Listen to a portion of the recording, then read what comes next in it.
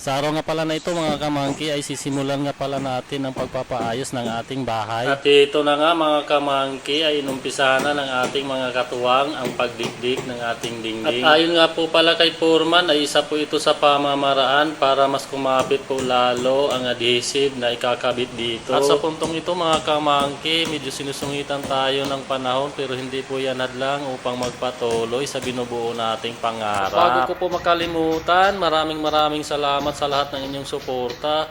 Napakalaking tulong na po yan para sa aming mga content creator. At sana wag po kayong magsasawa sa pagtangkilik ng aming mga video mga kamangki. Patid ko lamang po mga kamangki na makapaghatid ng inspirasyon para sa isang amang katulad ko na walang ibang ninanais upang mabigyan ng maayos na pamumuhay ang pamilya mga kamangki. At dito nasusubok ang aming katatagan dahil hindi pa rin tumahan ang ulan na may kasamang hangin mga kamangki. At sa awa ng Panginoon mga kamangki ay nakarating na rin po kami sa aming paruroonan upang mamili po ng mga materialis na kikailanganin sa pagpapagawa ng aming bahay. Ngayon mga kamangki ay kailangan mo nang ibabad ang pira-pirasong tiles sa tubig para karagdagang tibay bago po ito idikit sa dingding. Bagay po na hindi siya madaling mabiak o kaya mabitak habang nakadikit sa dingding mga kamangki. At sa puntong ito ay naglatag na ng adhesive itong ating katuwang mga kamangki bago po ito lagyan ng tubig. Ito po kasi ang sangkap para ipahid sa dingding para lalong kumapit ang ating tiles mga kamangki.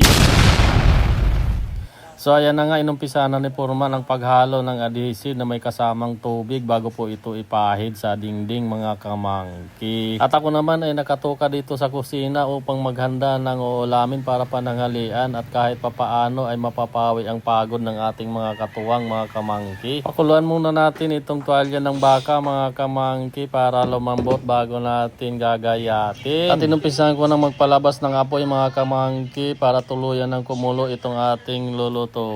At pagkatapos lumambot nitong ating tuwalya ng baka mga kamangki ay ginagayat ko na sa mga maliliit na piraso para madali siyang igisa na may kasamang sili mga kamangki. At pagkalipas po ng ilang minuto mga kamangki ay ito na, luto na po ang ating pinanghang na tuwalya ng baka mga kamangki. Amoy pa lang nakakatakam na.